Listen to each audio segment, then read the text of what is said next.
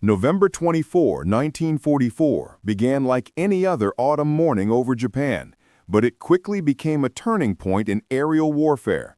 From North Field on Tinian and Ely Field on Saipan, the U.S. 21st Bomber Command launched 111 silver Boeing B-29 Superfortresses toward the Japanese mainland.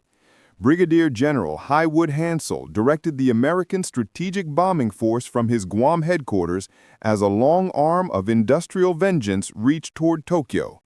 The bombers carried 277 tons of explosives bound for the Nakajima Musashino engine plant on Tokyo's outskirts, a target chosen for its central role in Japan's aircraft production.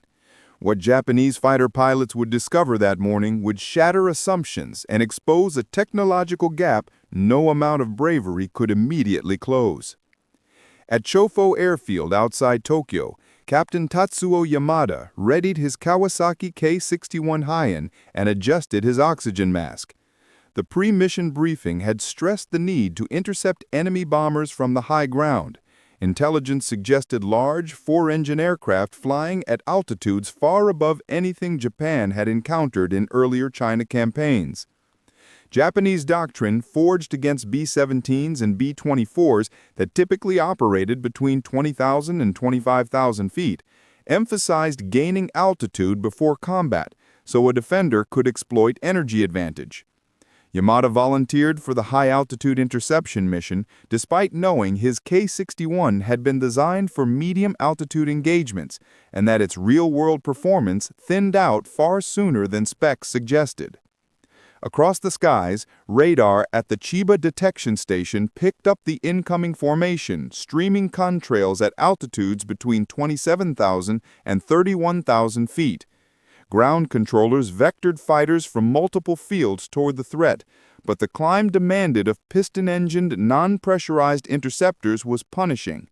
Yamada's K-61, a 1941 design that weighed over 7,600 pounds and relied on an 1,175-horsepower Kawasaki HR-40, could manage respectable speeds and service ceilings on paper, but in the rarefied air above 28,000 feet, engines lost power, controls dulled, and pilots encountered hypoxia and overheating. The Nakajima K-44 Shoki and other interceptors from nearby Sentais fared no better. Many simply could not reach the bomber's altitude, while those that did lacked the energy for anything beyond a single fleeting firing pass. The B-29's design philosophy lay at the heart of this disparity. Unlike the unpressurized B-17 and B-24, the Superfortress used pressurized crew compartments and powerful turbo-supercharged engines engineered for sustained performance at extreme heights.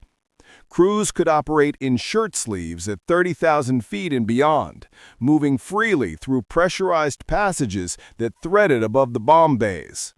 The four Wright R335 engines, each delivering thousands of horsepower with turbochargers compressing the thin air, let the formation maintain speed and cohesion where older bombers would be crippled. The airmen on Dauntless Dot, led by Captain Robert Morgan and Navigator Captain Theodore Van Cirk, found themselves in an operational sanctuary, comfortable, powerful, and largely beyond reach of the defending fighters. As Yamada and the other Japanese pilots fought their way upward, the gulf in capability became painfully obvious. Climbing to 30,000 feet, the Ki-61's airspeed dwindled to a crawl. Attempts at diving attacks to regain energy failed because engines were overstressed and control surfaces sluggish. Anti-aircraft batteries could elevate to high angles, but accuracy at those heights was minimal. Shells often detonated thousands of feet below the bombers. Only a handful of Japanese fighters managed to make contact.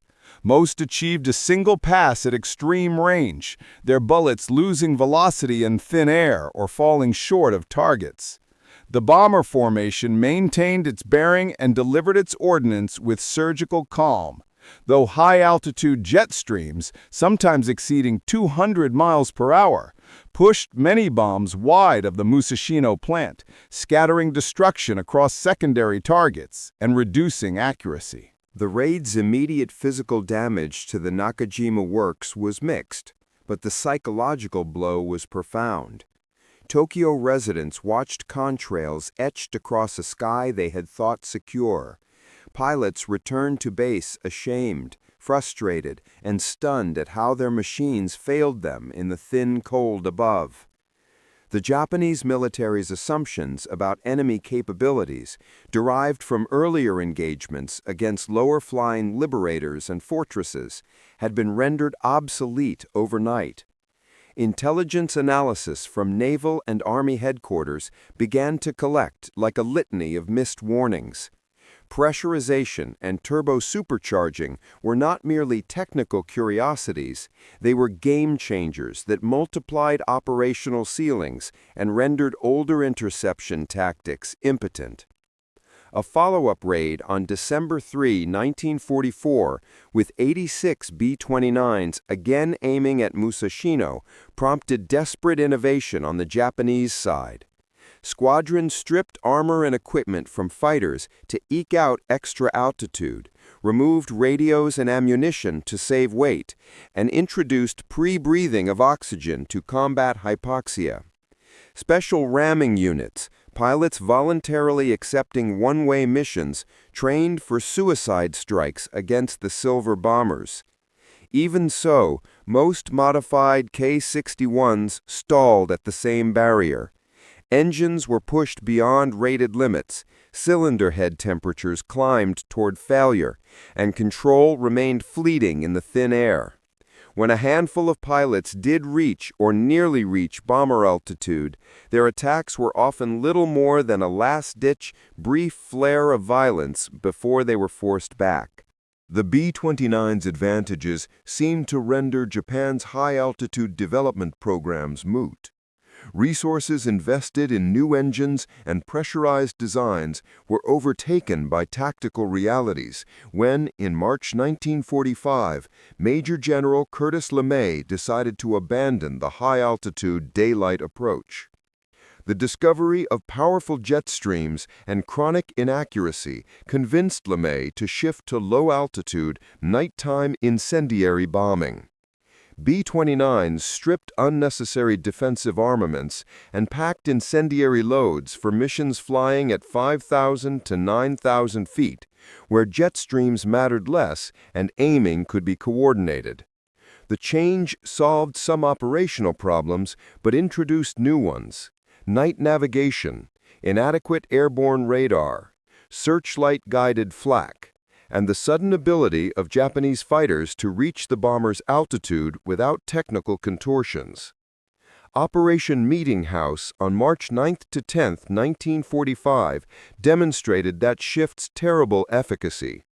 334 B-29s approached Tokyo at low altitude, under the cover of night, and unleashed incendiaries that combined with Tokyo's wooden urban fabric to create a firestorm of unparalleled ferocity. Japanese nighttime defense was unprepared. Fighters, now able to climb to the attacker's altitude, could not easily find or coordinate attacks in the dark. Still, some pilots adapted. Nakajima K-44s and other types began scoring hits. Engines and fuselages